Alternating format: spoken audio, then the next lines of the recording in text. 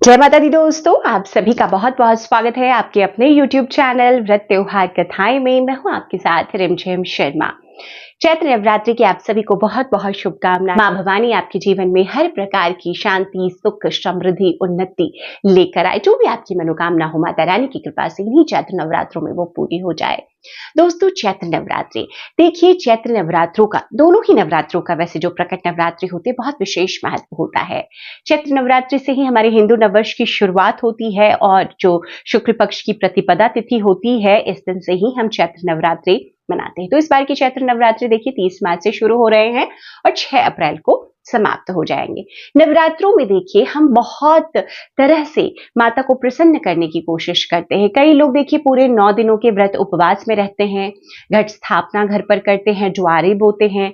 कई घरों में अखंड ज्योत लगाई जाती है पूरे 9 दिनों माता के नाम से, अपनी मनोकामना, अपनी इच्छा की पूर्ति के लिए। कई लोग अगर व्रत उपवास पूरे 9 दिनों के नहीं रख पाते तो पहला और आखिरी रखते हैं। तो इस प्रकार से कई लोग सिर्फ कन्या पूजन हवन कर लेते हैं। अपनी अपनी श्रद्धा है, उस हिसाब से लोग मां भवानी को प्रसन्न करने की नवरात्रों में कोशिश करते हैं। देखिए, ये वो 9 दिन होते हैं ना जब ऐसा हमारे शास्त्रों में वर्णित है कि माता स्वयं धरती पर पधारती हैं और जो भी भक्त उनकी पूजा आराधना सच्चे मन से करते हैं ना, उनकी समस्त मनोकामनाएं माता रानी की कृपा से पूर्ण हो जाती है। अब इन चैत्र नवरात्रों में जिन्होंने कलश स्थापना किया है, तो कलश स्थापना आप प्रथम दिवस पर किस प्रकार करेंगे वो जानकारी तो मैं आपके साथ शेयर कर ही चुकी हूं। कलश स्थापना का शुभ मुहूर्त भी मैंने बता दिया है। कई लोग ये सवाल पूछते हैं कि कलश स्थापना के बाद रोजाना की पूजा वो किस प्रकार करें। देखिए, प्रथम दिवस पर तो हम माता की चौकी लगाते हैं, कलश स्थापित करते हैं, जुआरे बोते हैं, जोत लगाते हैं, ये सब कार्य करते हैं, वो पहला दिन होता है। अगले दिन से किस प्रकार हमें माता की पूजा करनी चाहिए, क्योंकि अगले दिन से देखिए सारे कार्य तो प्रथम दिवस पर ही हो जाएंगे। तो अगले दिन हमें क्या करना चाहिए और क्या नहीं करना चाहिए, आज इस वीडियो में मैं आपको यही बताने जा रही हूं। तो बहुत बारीक सी, बहुत ही माइन्यूट डिटेल है यहाँ पर जो मैं आपको दूंगी। जो लोग व्रत करते आए लंबे समय से वो तो ये जानते ही होंगे, और जो लोग व्रत शुरू कर रहे हैं, जो लोग नहीं जानते इन जानकारियों को, उनके लिए ये बहुत महत्व रखती है। तो कई ऐसे सवाल आए हैं, इसलिए मैं आपको एक वीडियो बनाकर ही मैंने सोचा शेयर कर दूं। दोस्तों देखिए, चैत्र नवरात्रि में, कोई भी नवरात्रि में, जब हम प्रथम दिवस पर माता के नाम की चौकी लगाते हैं, माता को विराजित करते हैं, उस पे कलश स्थापना करते हैं, ज्वारे बो देते हैं, ज्योत लगा देते हैं, उसके बाद में माँ के लिए जो भी हम पाठ करना चाहते हैं, जैसे श्री दुर्गा सप्तशती का पाठ, दुर्गा चालीसा या किसी मंत्रों का जाप का हमने नियम लिया है तो हम वो करना चाहते हैं, वो करते हैं। उसके बाद आरती करके हम इस पूजा को संपन्न करते हैं। अब शाम के समय भी देखिए, संध्या वंदन में भी माता को भोग और आरती चैत्र नवरात्रों में, किसी भी नवरात्रों में रोजाना पूरे 9 दिनों तक लगाया जाता है। तो अब आपने प्रथम दिवस की पूजा कर ली, अब दूसरे दिन आपको क्या करना है। दूसरे दिन देखिए, सुबह आप उठेंगे, रोजाना की तरह आपको स्नानादि क्रियाओं से निवृत्त होकर स्वच्छ वस्त्र पहनना है। देखिए, नवरात्रों में एक खास ख्याल रखना होता है कि आपको जो रंग होता है ना, वो लाल रंग के वस्त्र पहने, या हर दिन के अलग अलग रंग होते हैं, उस पर भी देखिए वीडियो मैं आपके साथ शेयर कर दूंगी, या उन रंगों को पहनने की कोशिश करें। जो भी वस्त्र पहने वो स्वच्छ रहे, मतलब कि उस पर आपने तामसिक भोजन आदि नहीं किया हो। महिलाएं हैं तो पीरियड्स आदि से आप उस वस्त्र को बचा कर रखें। उन्हीं वस्त्रों को आपको नवरात्रों में धारण करना चाहिए। तो आपने अगर एक ही वस्त्र लिया है तो लाल रंग का लीजिए। तो आपने स्वच्छ वस्त्र धारण कर लिया। इसके बाद में आपको माता की जहां आपने चौकी लगाई है उस स्थान पर पहले तो सफाई आप कर लें, कमरे की, पूरे घर की सफाई आप कर लें, कमरे की सफाई, पूजा रूम की सफाई आप कर लें, उस स्थान को शुद्ध कर लें जहां पर आपने चौकी मां की लगाई है। उसके बाद जब पूजा करने आए तो पहले थोड़ा गंगा जल अपने ऊपर छिड़कें, फिर उस स्थान की शुद्धि करें, और उसके बाद माता के स्नान के भाव से भी उन पर गंगा जल का छिड़काव करें। इसके पहले आपको क्या करना है, वहां से बासी जो फूल मालाएं अर्पित की है आपने पिछले दिन में, मतलब प्रथम दिवस पर, उसको हटा लेनी है। इसके साथ ही आपको वहां से कोई अन्य चीज नहीं हटानी है। चैत्र नवरात्रि या किसी भी नवरात्रि में जब भी आप भोग अर्पित करेंगे, इसको भी लेकर कई देखिए सवाल आते हैं। भोग नवरात्रि के व्रत में आपको, जैसे आपने प्रतिपदा की तिथि में घट स्थापना के दिन आपने जो भी भोग अर्पित किया, उसको उसी दिन आपको हटा लेना है और प्रसाद स्वरूप अपने परिवार में वितरित करके आप स्वयं भी ग्रहण कीजिए, क्योंकि माता को देखिए हम फलाहार भोग ही लगाते हैं। तो आप ऐसा कीजिए।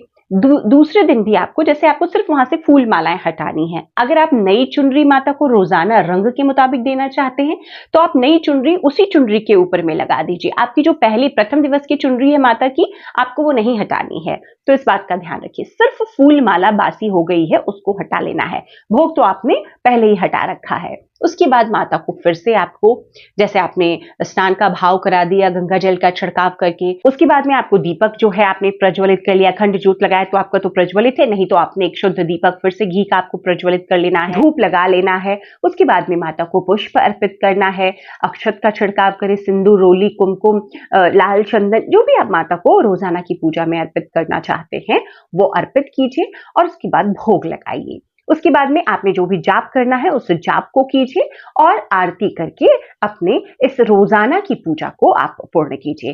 पूजा पूर्ण करने के बाद में, जल छोड़ने के बाद, फिर आपको वो भोग जो आपने आज अर्पित किया वो हटा लेना है।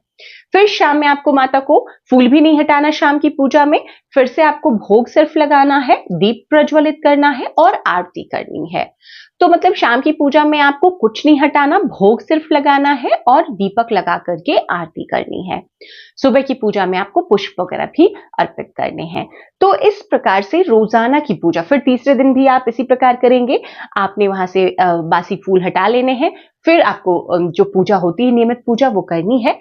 आपको रोजाना न तो कलश को हिलाना है, या फिर आपने जहां पर जोत लगाई है उस स्थान को हिलाना है, या फिर आपने जो माता की चौकी लगाई, आपको किसी भी चीज को किसी भी दिन हिलाना नहीं है। बस इस बात का ध्यान रखना है कि आप ये चीजें अर्पित करेंगे और उसको वापस उठा लेंगे, क्योंकि ये सभी चीजें ना हम आखिरी दिन जब दुर्गा विसर्जन हम करते हैं ना तभी हिलाते हैं, तभी हटाते हैं।